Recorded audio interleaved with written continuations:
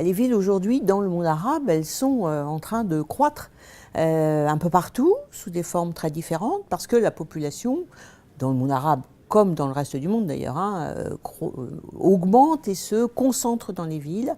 On est aujourd'hui à un pourcentage d'à peu près 50-50, mais on sait que ça va augmenter très vite, sans compter que la population elle-même augmente. Donc la population augmente, la part de la population dans la ville augmente, donc forcément la ville prend dans la vie quotidienne finalement des uns et des autres une place extrêmement importante. Et on voit se développer des choses très différentes dans le monde arabe. On voit se développer, disons, du côté du Golfe, des villes qui sont vraiment des villes nouvelles.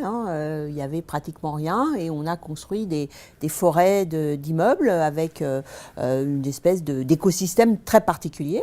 Et puis vous avez des villes anciennes qui existaient, Le Caire, Rabat, Tunis, Alger, voilà, qui existaient et qui, elles, augmentent de taille de manière plus ou moins réfléchie, plus ou moins organisée, plus ou moins équilibrée. Et vous avez des centres anciens qui soit se rétrécissent et disparaissent petit à petit, soit au contraire essayent de reprendre du tonus et de regagner en fait la place qu'ils avaient dans la ville à l'origine. Et donc ces trois éléments qui sont souvent un peu mélangés, il y a bien sûr aussi des grands immeubles dans les villes qui sont en train de s'accroître un peu avec un développement tentaculaire un peu partout, des grands immeubles et des centres qui sont en train de se reconstruire. Donc c'est tous ces éléments-là aujourd'hui qu'il faut arriver à comprendre et à essayer de voir comment on peut faire pour qu'à travers tout ça, on crée effectivement ce qu'on va appeler une ville arabe, mais qui va certainement aussi être très différente selon les pays, selon les modes de vie des uns et des autres, c'est bien évident.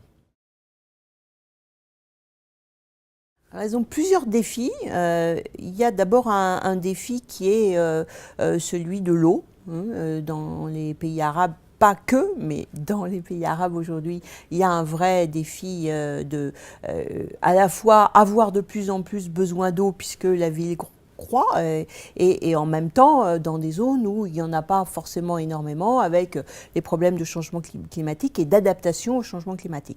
Ça, ce sont vraiment des enjeux extrêmement importants sur lesquels il faut qu'on réfléchisse les uns et les autres et qu'on arrive à trouver des modes de développement de la ville qui soient les moins consommateurs d'eau possible, tout en apportant le confort et le besoin, répondre aux besoins bien sûr d'eau de ces villes.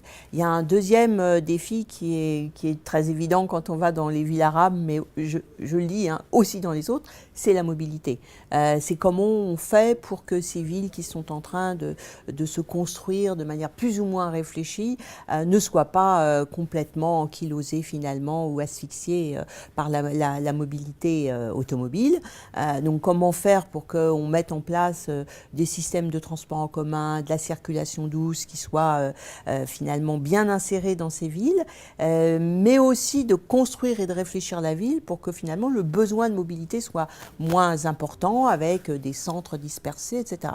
C'est très complexe, mais aujourd'hui, c'est dans beaucoup de ces grandes villes un vrai besoin absolument incontournable que de réfléchir et de trouver des solutions à ces points-là. Et puis, on le disait tout à l'heure, il y a le sujet du centre, des centres.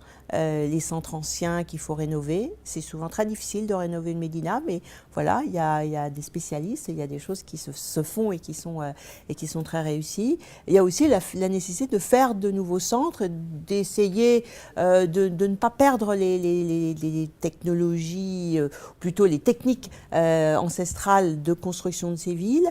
Elles avaient des intérêts, elles avaient des atouts qu'il faut arriver probablement à réutiliser et à adapter dans nos constructions modernes aujourd'hui. Donc là aussi, il y a certainement des choses à trouver, des solutions, des expériences à échanger et qui sont nécessaires pour que la ville arabe du futur existe et soit reconnaissable. C'est très important de pouvoir reconnaître quand on est dans un pays au fait de voir les bâtiments et de voir comment la ville est construite, de reconnaître l'endroit où on est. Et c'est souvent difficile aujourd'hui parce que finalement tout se ressemble à travers le monde. Et quand on arrive à se dire ah mais oui ça je sais, là ici je suis effectivement bien dans un pays arabe et là dans un pays asiatique, etc., on a vraiment gagné et ça veut dire qu'on a trouvé sa ville.